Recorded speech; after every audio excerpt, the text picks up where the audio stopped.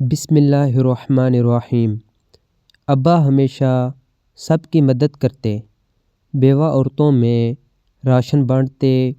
جب ایک دن ایک بیوہ عورت نے ابا پر الزام لگا دیا کہ ابا جس عورت کی مدد کرتے ہیں اس کا فائدہ اٹھاتے ہیں اور وہ بھی ابا کے کہنے کی مان لیتے والی ہے۔ یہ سن کر ابا نے عورت کی بات پر یقین نہ کیا، کیونکہ ابا کی پوری زندگی داری تھی، پاکیزگی تھی، سادگی تھی، مگر گاؤں کے لفظ تیر بن جاتے ہیں، وہ لفظ جو سچ سے نہیں نکلتے مگر سچ کی طرح دل میں اتر جاتے ہیں۔ ابا نے خاموشی اختیار کی، انہوں نے وضاحت نہیں دی، صفائی نہیں دی، بس اپنی آنکھوں میں وہی سکون رکھا جو صرف اللہ پر چھوڑ دینے والوں کو نصیب ہوتا ہے۔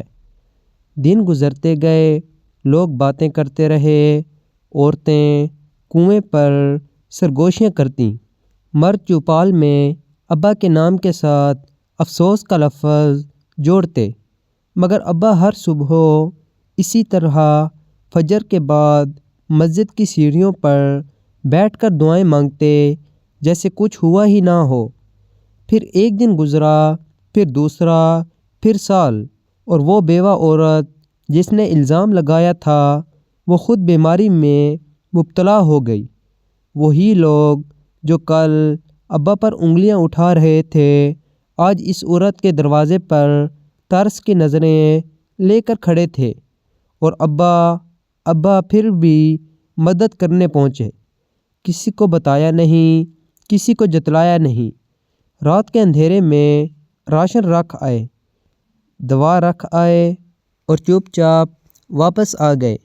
جب اس عورت کو پتہ چلا کہ جس شخص پر اس نے الزام لگایا تھا وہی آج اس کے بچوں کے لیے سہارا بن کر آیا ہے تو اس کی آنکھوں سے آنسو بہہ نکلے، مگر ابا نے کچھ نہیں کہا۔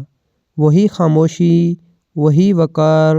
وقت گزرا، باتیں خود ہی دب گئیں، الزام خود ہی مر گیا، اور ابا کی سچائی زمین سے نکل کر آسمان تک پہنچ گئی، کیونکہ سچ کو چیخنے کی ضرورت نہیں ہوتی، وہ صبر کی زبان بولتا ہے، اور جب بولتا ہے تو الزام بھی شرمندہ ہو جاتے ہیں، لوگ بھی اور وہ عورت بھی جس نے ایک لمحے کی کمزوری میں ایک سچے انسان کے کردار پر داغ لگانے کی کوشش کی تھی، آخر کار خود ہی اپنے لفظوں کے وزن تلے دب گئی، اور گاؤں نے سیکھ لیا کہ ہر خاموشی کمزوری نہیں ہوتی اور ہر الزام سچ نہیں ہوتا، بعض اوقات سچ بس انتظار کرتا ہے۔